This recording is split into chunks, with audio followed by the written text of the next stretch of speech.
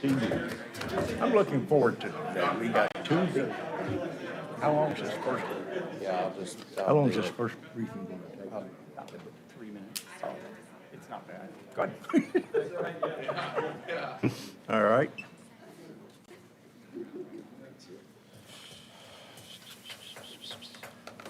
Anyway. I'll make a generic motion that says it'll be approved.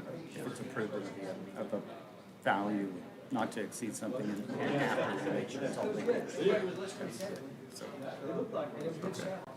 So, Stacy, I took Stacy with me yesterday, so he's got more detail on this. And anyways, you're the only one passing the information along to. Well, this is the exciting stuff. Yeah. See if we can get those elevators. Yes, I'm live. it is. It is.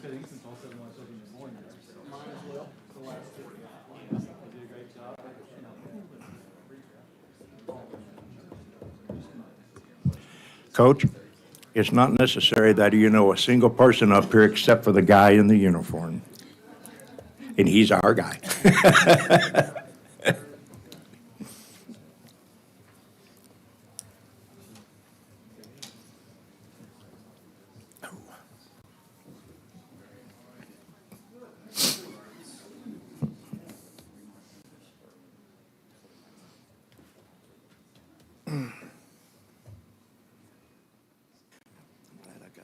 Because I was going to ask you to stay around for just a couple of minutes. Again, I think that's big. I can come see you later if you need me to. I don't really know that I do. It's just get to 5 million.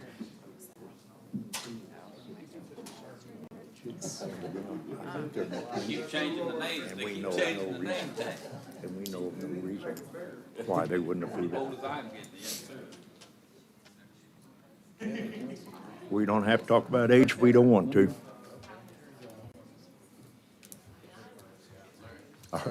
It's here, isn't it? I'm in disguise.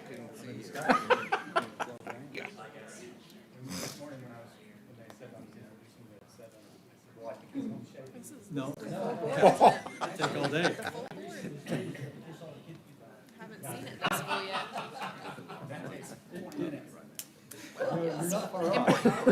This morning it was just because I thought the meeting was at 7:30. But the, so early. Yeah, sometimes it's hard to get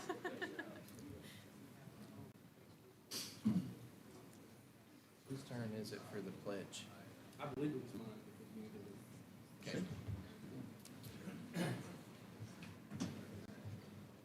Hey, Rick. I'm good. How are you?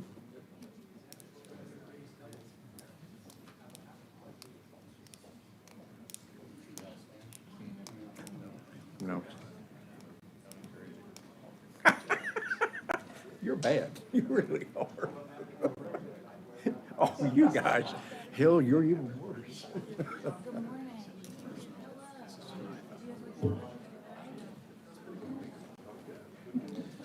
Ready?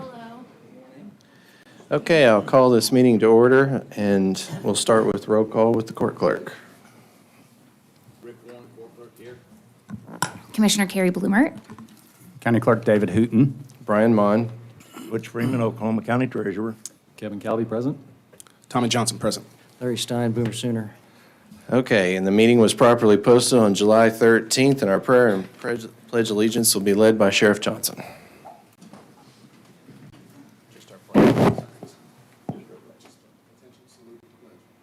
pledge allegiance to the flag of the United States of America and to the republic for which it stands, one nation, under God, indivisible, with liberty and justice for all.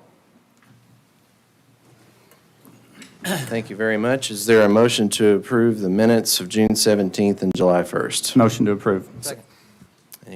All in favor, say aye. Aye. Any opposed? Consent docket, any individual consideration? Is this change on there or something else? I'm not sure. Is there a change No on this? changes. Okay. Is there a motion to approve? Motion to approve. Second. All in favor, say aye. Aye. And with the board's permission, I'll come back to 32 and 33 in a minute because we have some distinguished guests with us today. We have Barry and Becky Switzer, who would like to make a presentation. And I'll recognize the clerk, David Hooten.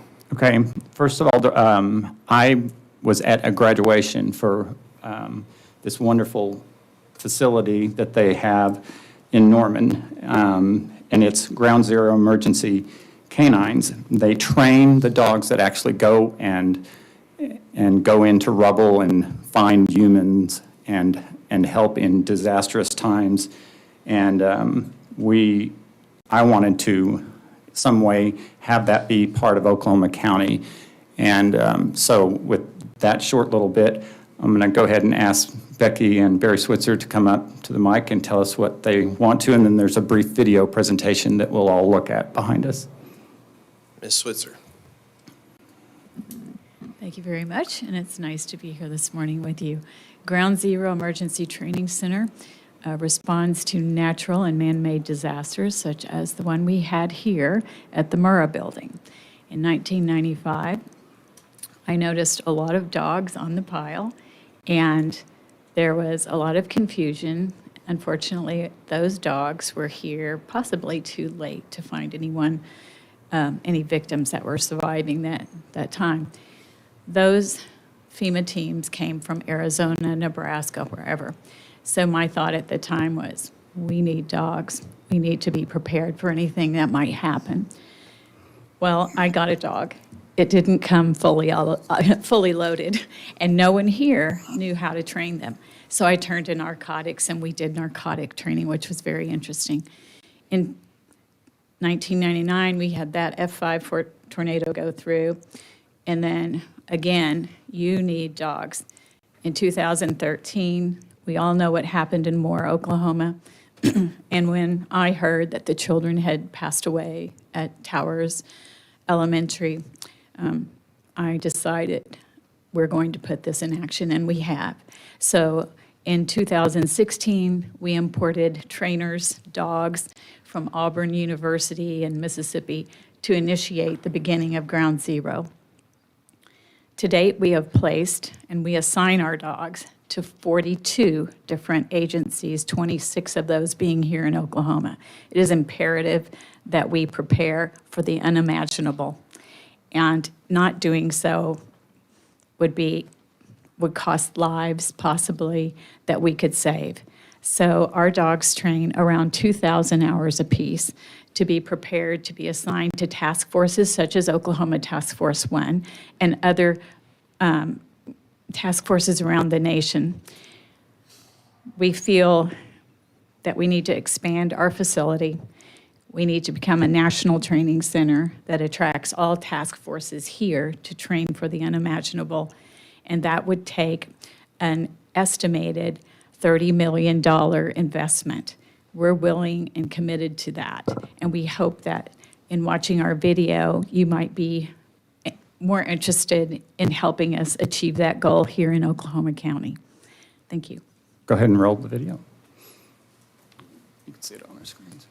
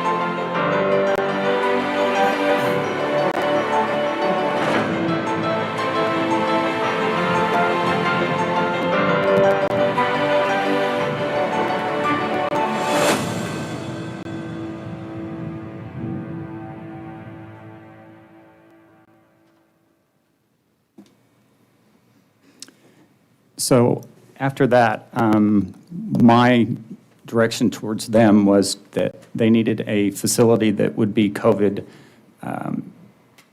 proof, meaning they need more land, they need 100-plus acres, they need a facility that they not only quarantine the dogs, but they quarantine the handlers. And so it's a great needed thing for Oklahoma County, and it would create jobs. And so therefore, that was my wish, is that I contacted them. They didn't contact me, because I feel like this is something that Oklahoma County would just really, it would be wonderful to be part of. Question, so this facility then would be built here in Oklahoma County? Yes, it will be in Oklahoma County. Okay. Further questions? If not, no. I just want to ask a question. Becky, thank you for being here. Is this the kind of facility that would be not just something that would train dogs, but also be more of a destination point for some people to come and see what happens when you're training these dogs? Yes, we educate children now. In fact, in April, we understood from the National Weather Bureau that May could have been a horrific tornado season. We got into schools. We teach them, the children, what to do if they're lost. A dog will find you. What to do if you're in a structural collapse. And what was very interesting, we have to make it age specific, but what was interesting is the adults in the room came over and said, we didn't know that. So we're also educational. So we'll bring school children out to watch the dogs work, understand what excuse me, what handlers have to learn. Handlers come in from around the nation and spend 2 weeks with us, minimum 16 hours a day training. And if a dog matches with them, we will assign, not give the dog to that handler to work. So yes, agricultural tourism, I don't know if you'd put it under that, but certainly it will be an area that people are invited to so they can learn. And on the medical front, we are, just so you know, working with the University of Oklahoma in cancer research. We're at the very beginning, but we know the dogs can learn odorant, and therefore they could, find COVID.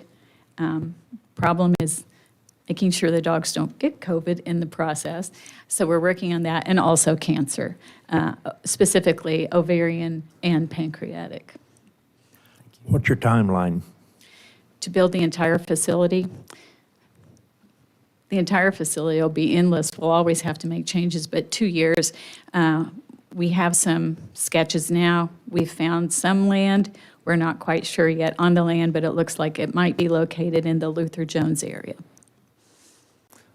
Well, this is fascinating, and it sounds like a great project, and I look forward to hearing more about it and hearing what we may be able to do to partner. Have you also gone to the state legislature? No, I have not. The only thing we've done with the legislature is work on bills where we can access human remains to train with. Right. Just this morning, I got a text from a friend asking me if I wanted to be a Ground Zero puppy socializer.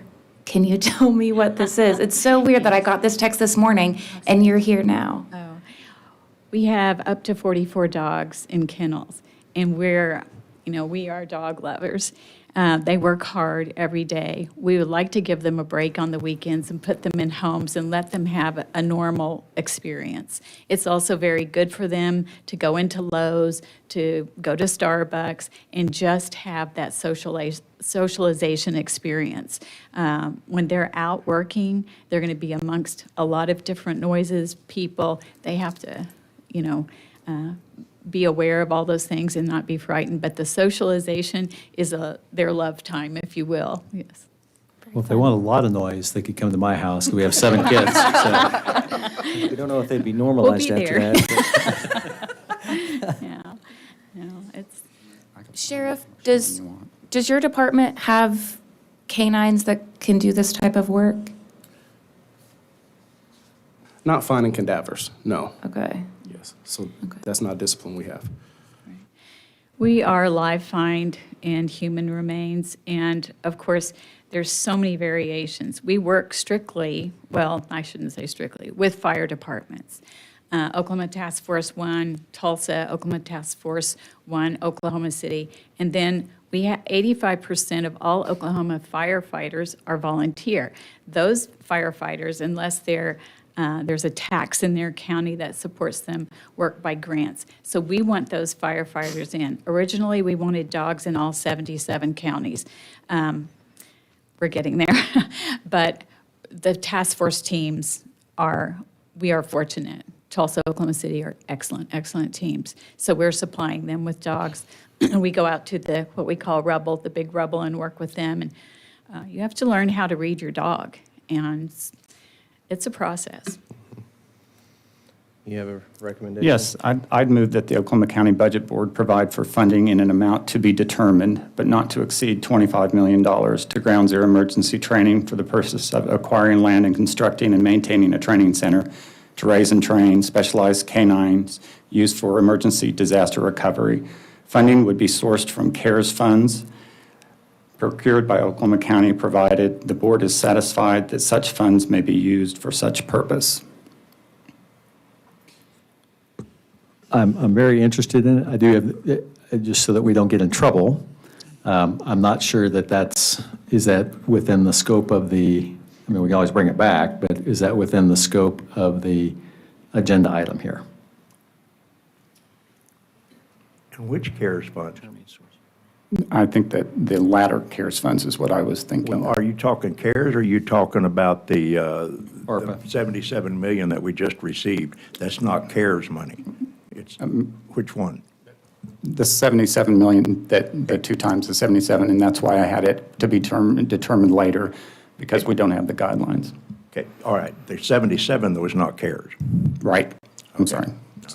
So I'll correct that in the motion, not CARES. I'll second it. Has the DA's office had a chance to take a look at this? I think, Gretchen, are you? We Our will give them representative? I'll make sure they see it. We don't have the guidelines yet. That's the reason why I just wanted to put this as a marker, a placeholder, and then we will make sure everything is approved and by the numbers, including through the Department of Treasury. An apology from Coach for the way he treated my Missouri Tigers over the years would sure help this a lot.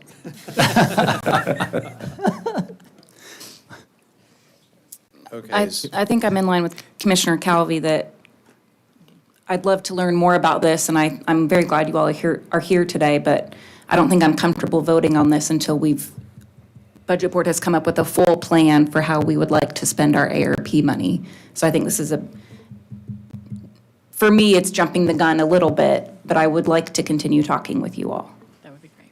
Appreciate it. Any other comments? Okay, all in favor, say aye. Aye. Any opposed? No. Coach, I don't know if you really need to apologize for Missouri. No, I just wanted to say, my wife, this has been a passion of hers for many, many years. And when the tornado hit Moore, Oklahoma, of course, there have been several that hit Moore, Oklahoma. But the one on May 3rd, and I forgot. 1999. 99, there was a triage. At 3 o'clock in the morning, Becky got out of bed, went to that triage. And she said, I said, where the hell are you going? She said, I'm on the triage. I got to go. So she went, and obviously she was taken with the damage, the help that needed to be given to this and endeavor. And she came back and talked to me about doing something like this. I'd never heard of anything like this before. The dogs that we have take 18 months to be trained. 1 in 1,000 dogs. 1 in 1,000 dogs do what our dogs do. And it takes 18 months to 2 years to have a dog fully trained. And the attention span of these dogs is unbelievable. A jackhammer liable to start up over here, a wall is liable to fall over here. They cannot be distracted from that. They can't turn and even look that way. They wash out if they do.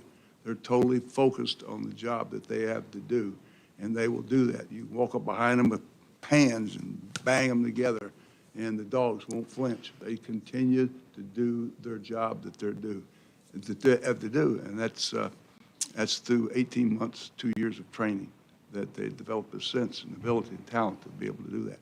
But it is a great cause. We'd like to be a national center. We'd like to draw all the, in the center of the country, we have the ability to draw all the first responders, which we draw quite a few states here now. But when I went out to, we went out to the, was it 25th anniversary of the Memorial bombing? I was in California, and you could see the Pacific Ocean. And all the first responders were there, all the uniforms and their dogs and all. And they said, "Coach, what are you doing out here?" And I said, "We're thinking about doing something like this in Oklahoma." And they looked at me and you said, "You do it in Oklahoma and we'll come." Because they were coming from Virginia, Pennsylvania. They were first responders from the East Coast. All over the country came. And so Oklahoma has a great chance to be the national training center for dogs like this that are needed all the time. Israel has 900. We have 295 in the United States. And we've placed 54 so far. So her dream is something that's valuable, and we all need, and it helps us all and all our families. I'd like to thank you guys for coming today. I appreciate it very much, and thank you for the board for the consideration. I hope you'll consider being a socializer. Thank you both. Okay, the motion passed 7-1. Thank you both for everything you're doing for our community and for your time here today. Mr. Compton, you want to go ahead and we'll do these items and come back to the routine ones here in a second. You're free to go anytime. You don't have to suffer through this. Suffer's an understatement. This is going to get really, no. Good morning. Item 35 is an item that was brought to BET by the Sheriff's Department. It's multiple requests to use CARES dollars to purchase some new Tahoes, some computer equipment that would go in those vehicles, as well as respirators for their staff. I think the sheriff is prepared to tell you a little bit more in detail what those are. But BET looked at this, felt like it met the requirements, and so we have a recommendation to fund that. Item 36, which follows, is just a housekeeping item to move money from the CARES M&O line item into capital to be able to make those purchases. Yes, so thank you, guys.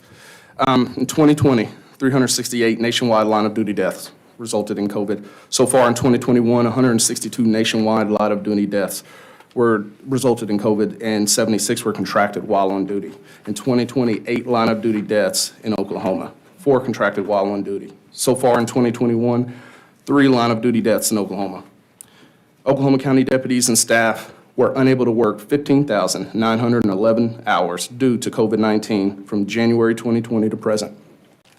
Our most recent positive test was last week. Of the OCSO staff, 58% lost time due to COVID-19, either positive test or family positive test. And what I will say, and why I'm very passionate about this, is because, in life and all the other respected offices, we had the ability for some to work from home and to social distance. My deputies that work the street and have contact with individuals in the community, they don't have that luxury, and that's something that we unselfishly do. We put ourselves at risk each and every day to protect our community, and our job doesn't stop, regardless of the pandemic. So that's why I wanted to pursue this. I also have Ms. Andrea Dean, our financial director, and she is going to make a minor presentation. What, do we want to just take the action on receiving Mr. Compton's report first and then consider item 36? Would that be proper? Sure, motion to receive. Second? All in favor, say aye. Aye. Thank you, sir. Go ahead. Ms. Dean? Yes. Have paperwork for you as well, so that y'all can see exactly what we're seeing.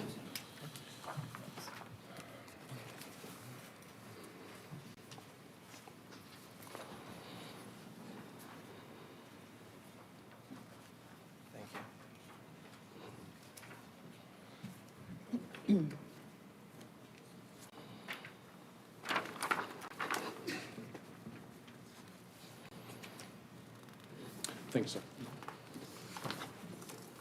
sir. Deputy Hall, McIntosh County Sheriff's Office. Captain Allen, Fort Sill Police Department. Officer Lindsay, Tulsa Police Department. Captain Sewell, Oklahoma Highway Patrol. Officer Canty, Grand River Dam Authority Police Department. In case these names aren't familiar to you, the first 4 Oklahoma law enforcement officers died in 2020 due to complications from COVID-19 they contracted while on duty. The 5th Oklahoma law enforcement officer died last month from complications due to COVID-19 he contracted while on duty. These officers left behind 16 children between them. All 5 of these officers were married. Deputy Hall with the McIntosh County Sheriff's Office, his wife, contracted COVID-19 after being exposed by her husband. She died 1 week after he died. They had 3 children. We at the Oklahoma County Sheriff's Office have done our level best to put together an updated COVID-19 response plan that prevents our deputies, their loved ones, and the citizens of Oklahoma County they interact with from becoming statistics to this pandemic. Some of those items are in the handout that the sheriff just shared with you. I'm here because a portion of that plan has caused some concern, specifically the request for CARES funding to purchase vehicles. CARES funding requires 3 things. 1, the expense must be a necessary expense due to COVID-19. 2, it cannot have been budgeted for in the budget just prior, approved before March 27th of 2020. And the expense must be incurred by the end of this calendar year. The sheriff also provided in the handout pages from the frequently asked questions section from the Department of Treasury's final rule for guidance on CARES funding.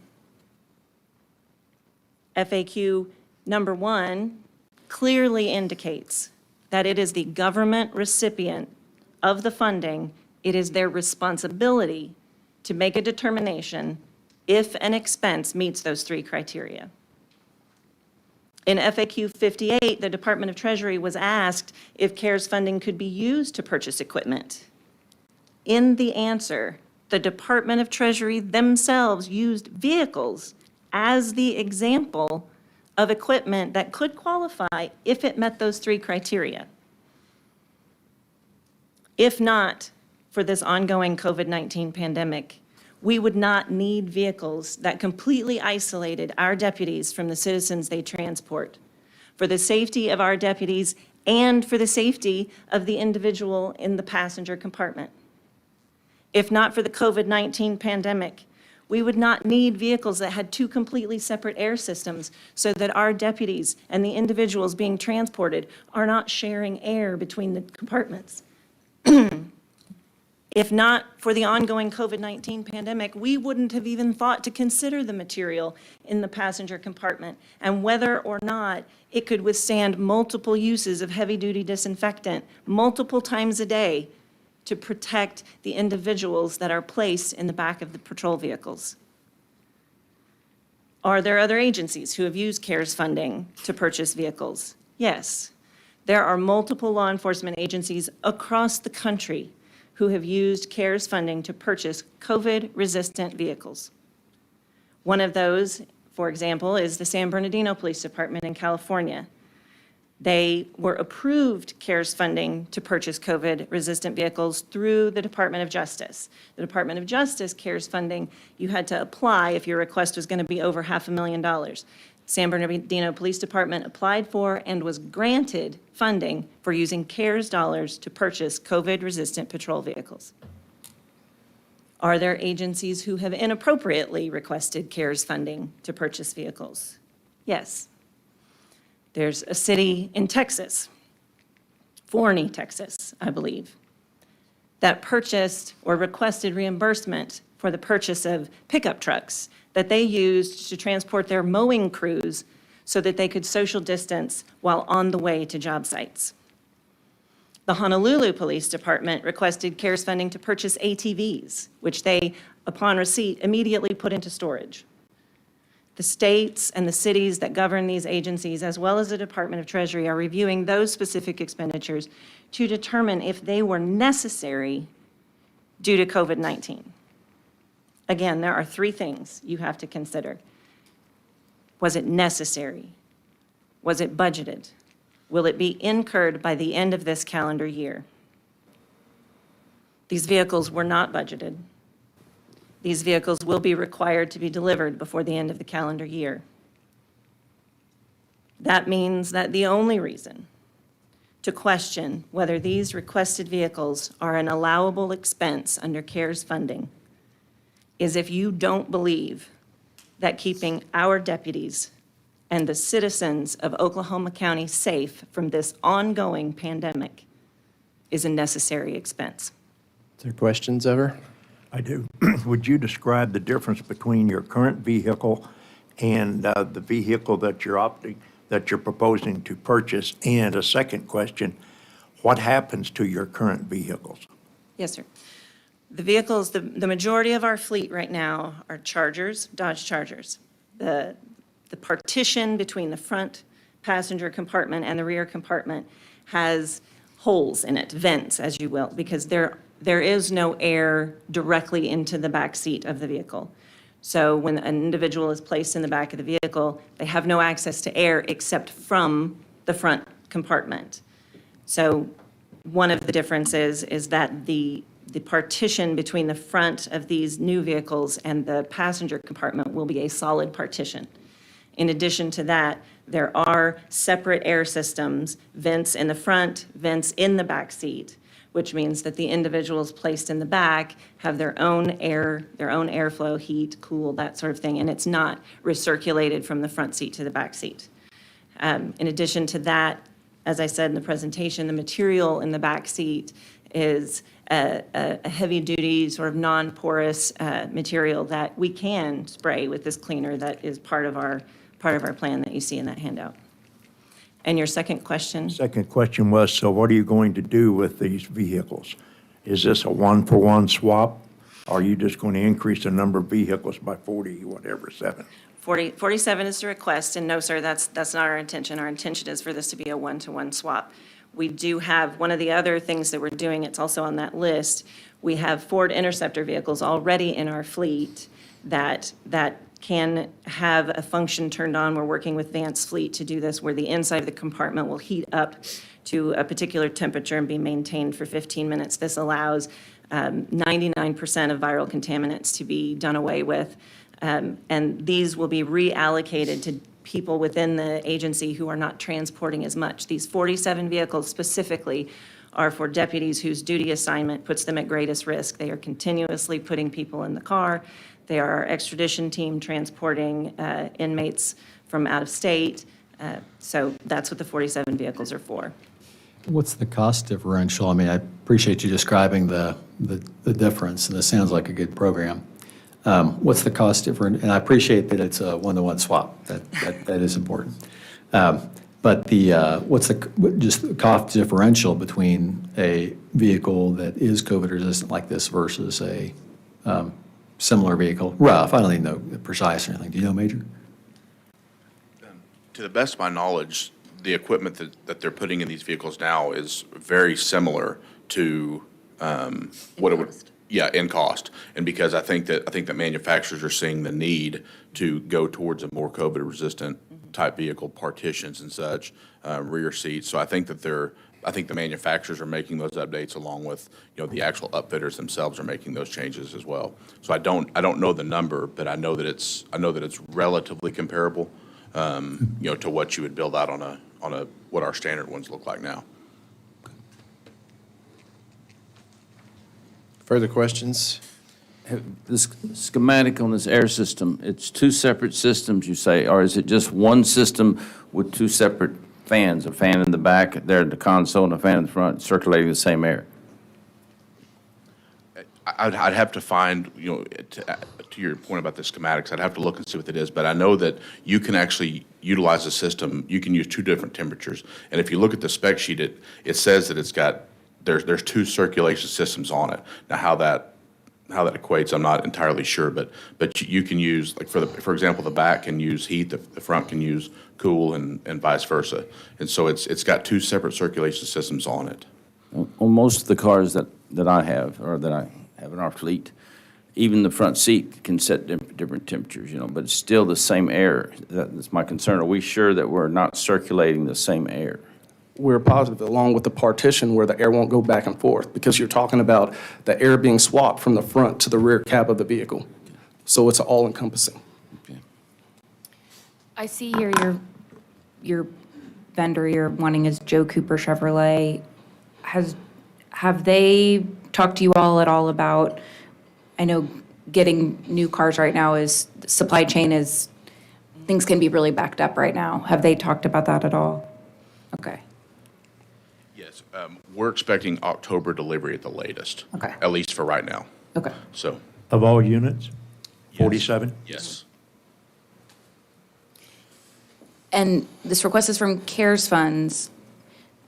Can either of you, or maybe Cody, speak to how much is sitting in our remaining CARES funds? I think it was around maybe 5 million. Actually, I have two numbers that I can present to you on that. If you recall, in the beginning of this process, we allocated some of our CARES dollars into some different kind of cost centers within there. One was for emergency management, one was for facilities management. We also had one for the sheriff's office and for juvenile, okay? Not all of them have spent all the money that was allocated to them, but assuming that they did spend every dime that was put into their account, then we have $3,462,503.76 today. So if this was approved, we would still have between $50,000 and $60,000 remaining in the CARES account. Beyond that, there's a little over $420,000 that's still sitting in the emergency management account, the facilities account, the sheriff's account, and juvenile account that may not be spent. So there are sufficient funds at this moment. Okay. We all know you need cars, and sadly, we have to follow the rules. The rules say here that they may be covered, vehicles may be covered if they follow and are consistent with the requirements of Sections 601D of the Social Security Act. Have you reviewed that? And Yes, does sir. that? Yes. Those are the three requirements. Yes, there's three pillars which you have to follow, and she explained that already. And so you're totally comfortable and confident, and I don't disagree with the interpretation, and thank you for providing that Federal Registry, but that these vehicles meet all three requirements, and we're not going to have an issue with somebody coming back at some point and saying, we think you misspent that. Sir, we are very prepared.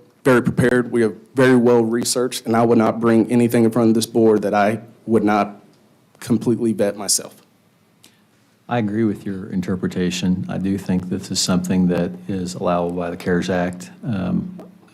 Obviously, there are, many things that we at the county can do to make things more COVID resistant. I've been, a consistent supporter of doing that at the jail, and we did get some funds over there. We could have spent probably all of it over there. I would point out that at this point, with ARPA, we have additional funds coming in, so I don't feel as critical about getting as many dollars from CARES over to the jail at this point because of that new big game changer.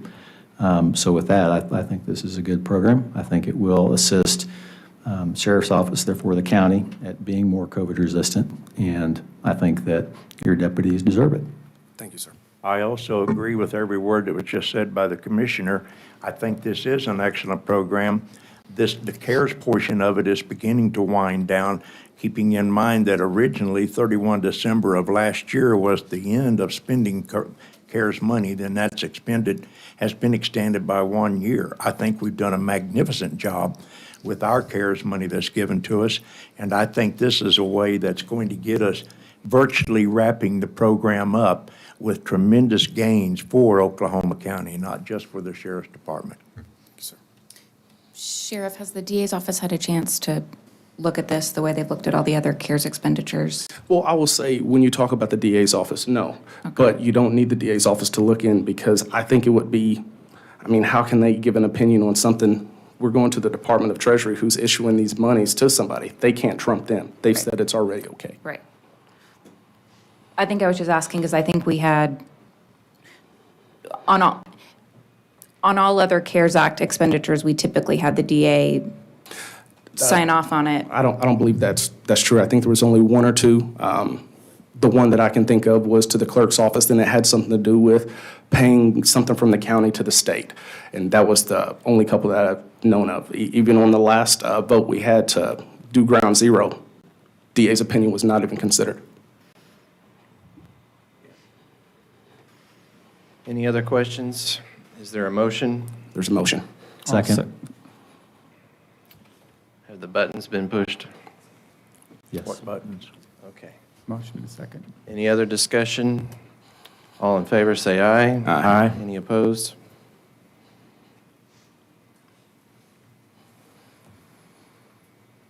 Okay, it passed. Thank you for your time, both of you. Thank you. All right, thank you. Item 37. This is about more of the reimbursement for the damage done as the result of the new Kickapoo Turnpike corridor. And I think District 1 had some concerns, as I understand. Joe, Do you did you want to wanna- talk to about it? Yes, thank you, members.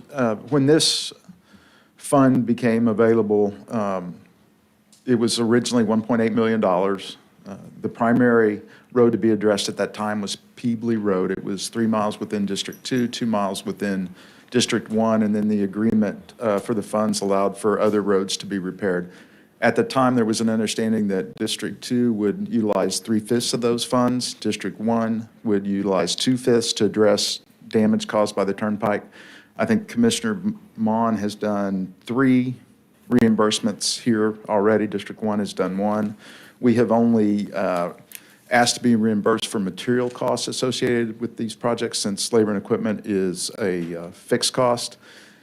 And I think what we would do here is, if you all approve this transfer, it would significantly alter the amount of funds available to District 1 for our turnpike repairs. And so I believe the portion that was allocated to District 2, the remainder of that is approximately $211,000. So I think we would ask that you would adjust that number accordingly in the transfer, so that we could reimburse ourselves for work that we have ongoing, and hope to be able to do an additional road once we're completed. So we're currently on 164th at this time. And the people say amen in that area. Yeah. The road's in pretty bad shape. Okay. You want to offer an amendment? Do you have the exact number? I have it written down in my bag. Which is not here. Which is under the table. Yeah, that dollar amount would be $211,288.30. Okay. You're comfortable with that? That's fine. Okay. Item 37, I'll move approval of 211,000, oh no, Cody, you're going to have to say it. 288.30. Okay. Second. Wait a minute now. So that just covers that one, right? So- There's still some that you're going to have, right? So if we were to approve this 404, it would be the remaining of all the funds OTA provided for D1 and D2. Okay. D1, we still have a project left to do. And so Commissioner Mon is amenable to moving this down to 211,000 so that D1 still has some funds available to do our final project. And so the remainder, whatever the difference is there, or not quite 200, all right, would still be in there. Correct. All right. Yes. I know that was a little confusing. Is there any other questions about it? Right. No, it was a lot confusing. And the, Only for some. Boy, just a minute. and the agreement that was decided between D1 and D2 was the 2/5, 3/5, and it was simply a gentlewoman's agreement, a gentleman's agreement? There you go. Gentleperson's agreement, thank you. That was based off the Peebly Road. Correct, 3 correct. miles, 2 miles, yes. And that would leave you $193,664.47. Yes. Okay. All right, it's been motioned and seconded. All in favor, say aye. Aye. Any opposed? All right, at this time, I need to go to an appointment, so if the vice chair would please take over. All right. Item number 38, discussion possible action, plan sponsor services agreement, Mr. Wilkerson. If you would, please.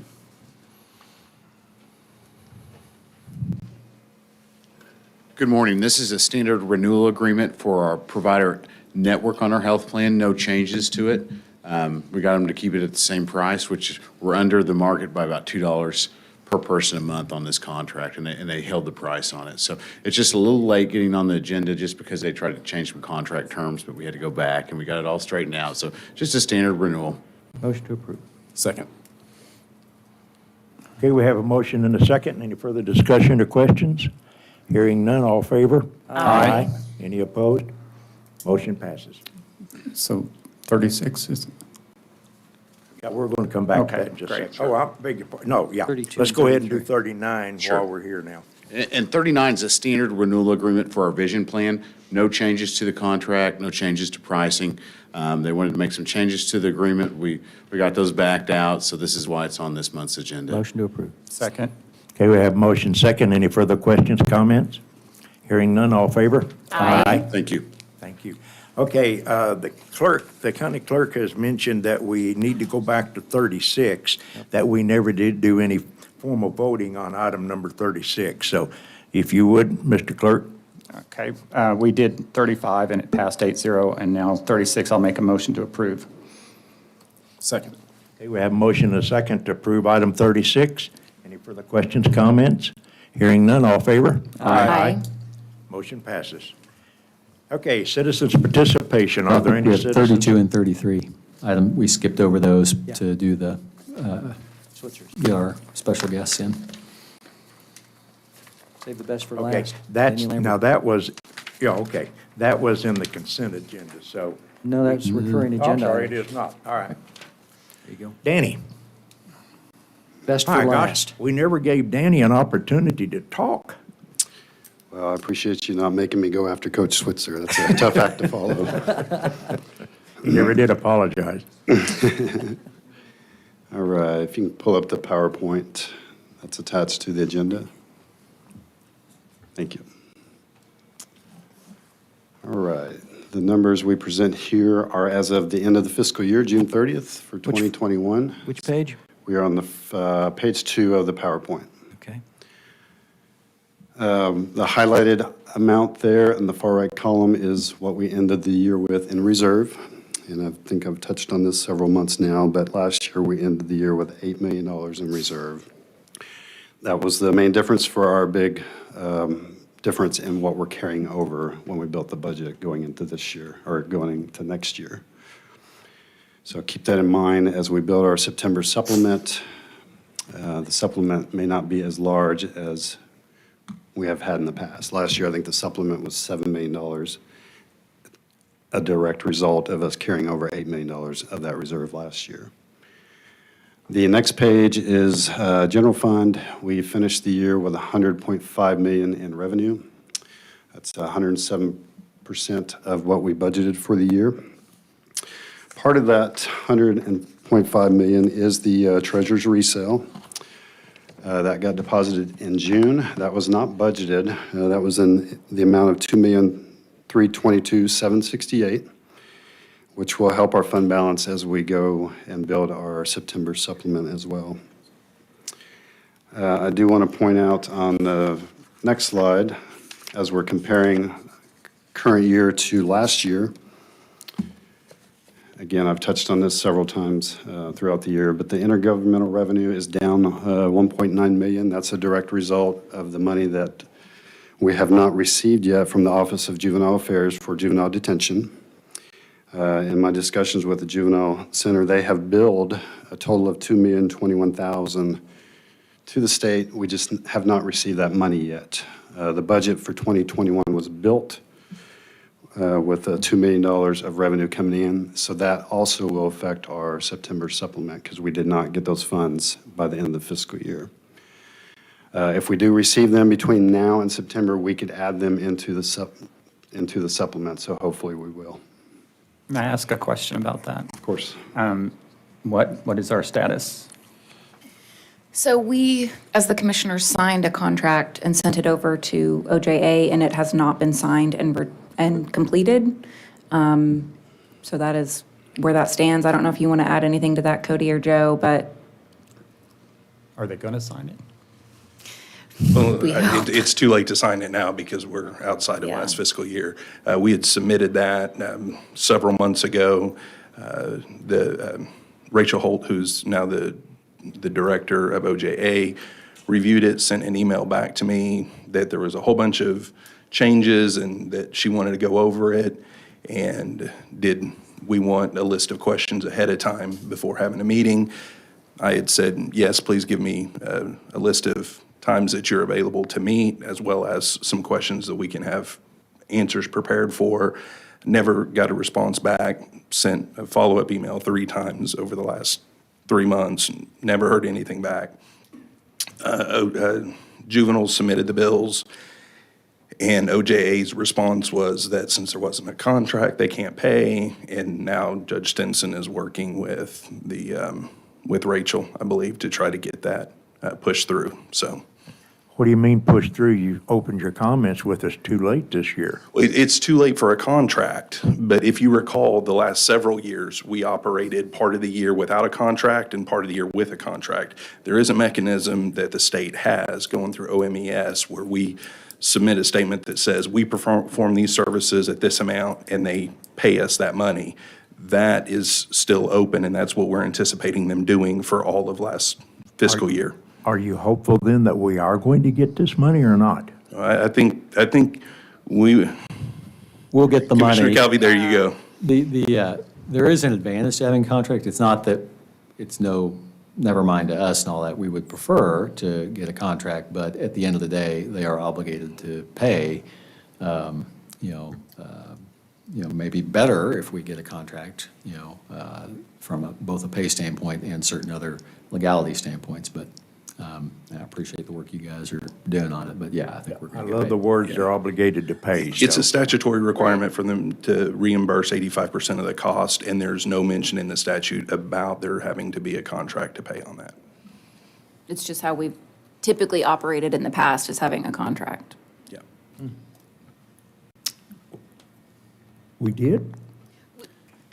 BOCC and OJA, to my knowledge, has always had a contract for services. Yeah, we've always had a contract either for the entire year or in the portion of last the year. several years, we've had a contract for a portion of the year.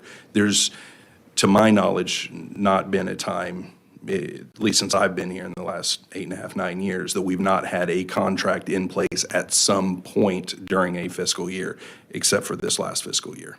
Didn't we get paid late Yes. last year Yes. and the year before? Yes, they paid when the contract was put in place, they paid us. We submitted a claim for the amounts of money that was owed for the particular period of time in that fiscal year that we did not have a contract, and they paid us that lump sum, and then they paid us monthly going forward based upon the terms and conditions of the contract that was entered for that fiscal year. It's kind of the same situation for last year, except there was never a contract entered, so it'll just be a lump sum payment. Cody, didn't you start off the conversation by saying they would not pay it without a contract? I said that. They told you they could not pay without a contract. That was listed in an email, but I'm with Commissioner Calvi. I mean, the statute is clear. Statute does I think not it's just require a staff person that may not be aware of the process.